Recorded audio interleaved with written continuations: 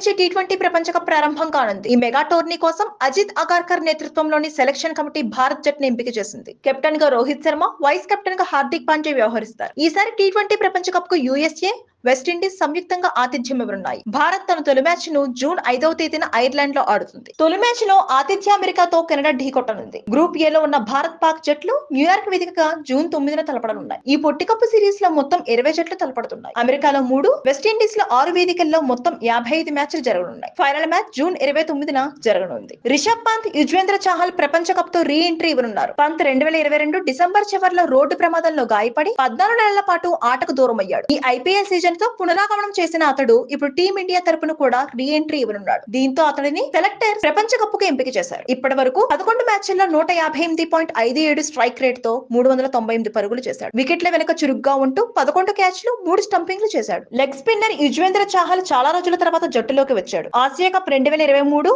One day ప్రపంచ cup కు selectors అతడిని ఎంపిక చేయలేదు. ఐపీఎల్ 2024 లో చాహల్ ఇప్పటి వరకు 9 మ్యాచ్లు ఆడి 13 వికెట్లు పడగొట్టాడు. Please subscribe Pragna Media. Please like, share, subscribe to Pragna Media. Pragna Media, please do like, share and subscribe. Please subscribe to Pragna Media. Please like, share and comment if you like the video. Pragna Media.